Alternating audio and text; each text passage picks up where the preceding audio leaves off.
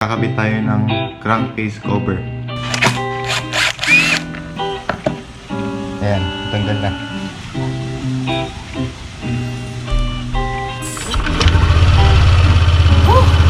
Yeah.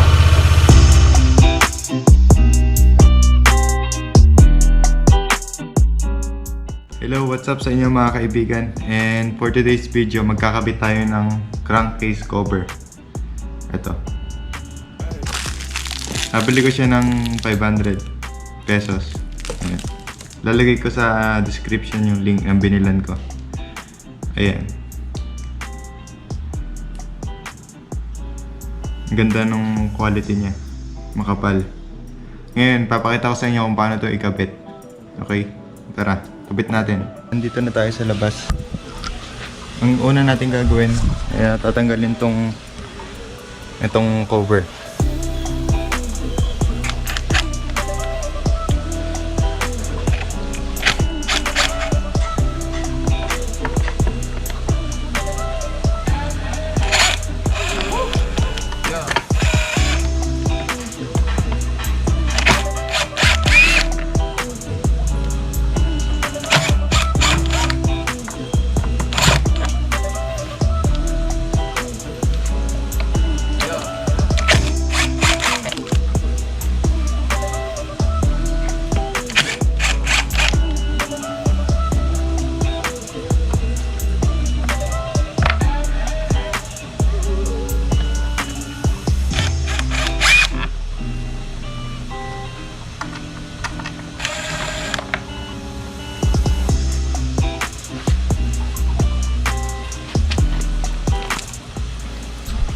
Ayan, naitanggal na natin lahat ng tornilyo.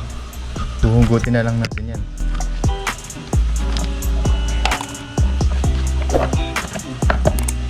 Ayan, tanggal na.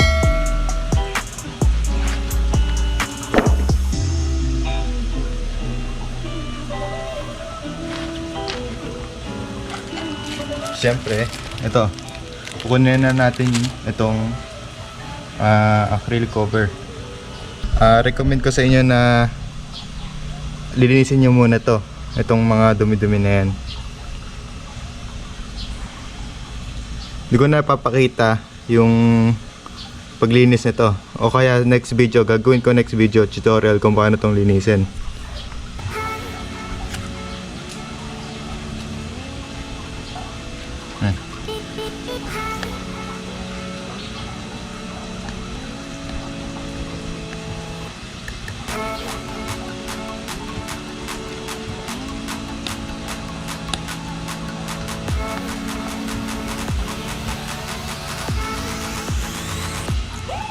One eternity later.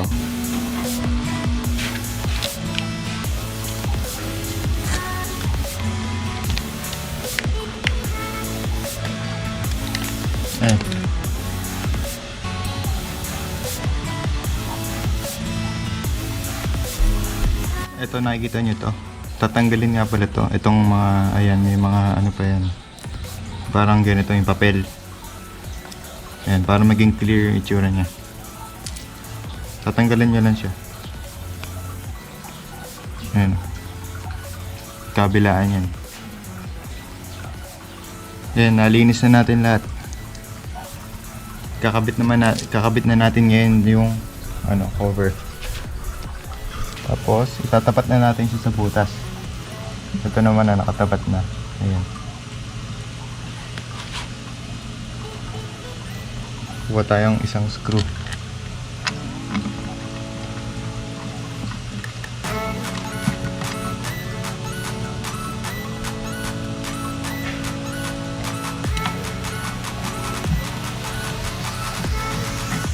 Yung maliit na washer sa loob. Tingnan natin kung ano yung mag-fit, kung yung maliit ba o yung malaki.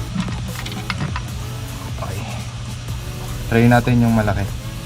Kasi pag di nyo nilagay, tumatama rin eh. Nakaangat kasi itong na to. Ayan, yung manipis nga. Ito yung mauuna. Itong manipis.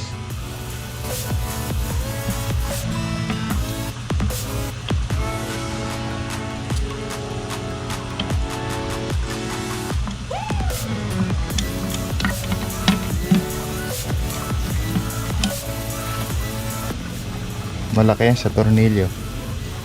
Tapos yung maliit dito sa cover. Ayan siya. Pag dumikit siya, ayan, fit, diba? Yung sinasabi ko sa inyo, bawal siya may gap din kundi papasukan niya ng tubig.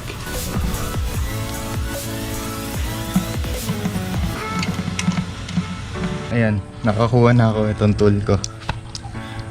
Subukan, hihigpitan na natin. Alalay na higpit lang. Kasi acrylic yan, baka mag-crack.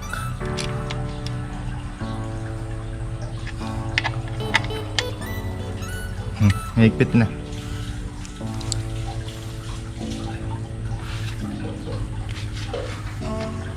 Kuha natin, paanda rin.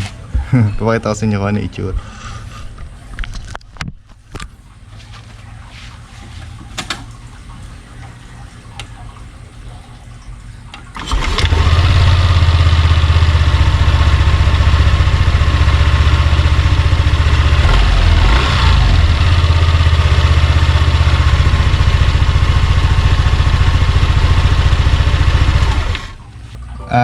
Quick tip nga pala sa mga nagpalit ng pulley dyan, tapos nag-acrylic cover din kayo na ganito.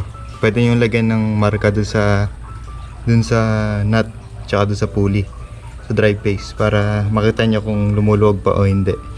Kasi marami talagang natatanggalan nitong pulley na lumuluwag yung nut na yan. Kaya maganda habang naka-acrylic cover kayo nito, lagyan nyo ng marka, diba? Para nakikita nyo rin. Ayan, naikabit ko na yung ayan, yung marker. Nailagan ko na pala. Makikita nyo. Ayan, marka yan para makita nyo kung gumagalaw ba o hindi.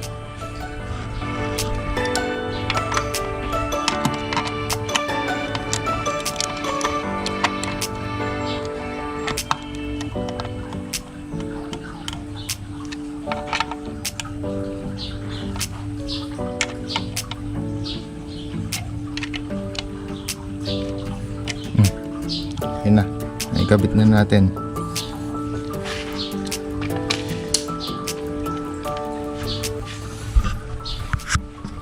Hindi ko sa inyo nare-recommend tong acrylic cover. Itong naka-expose yan.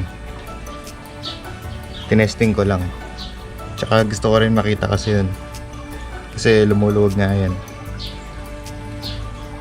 Ayoko rin mabungi yung spline. Pag nabungi yung spline nyo, papalit ka ng sigunyal.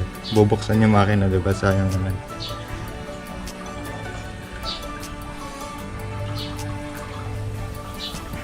Ito na lang yung cover dito. Pero ayos lang naman kahit wala muna yan. Hindi naman din na dudumi. Hindi ko rin naman nagagamit ito nung biyahe or malayong lugar. Dito lang din. Kaya hindi ko mananalagyan. Ma-order na lang ulit ako, tapos lalagay ko lang dyan. Simple lang naman yun, ganun din naman, parang ganito rin. Naka-screw lang din eh. Nakaipit nga lang yun eh. Ito tatanggalin ko muna kasi baka malaglag yan. Siyempre itatago nyo yung stock. Yan, ganyan yung itsura nya.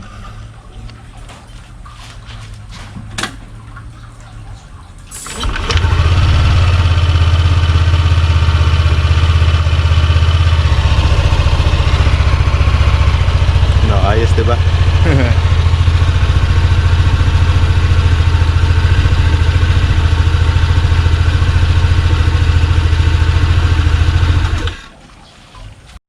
That's for today's video and I hope na nag-enjoy kayo. Don't forget to like and subscribe. Please hit that notification bell button and see you next time. Peace!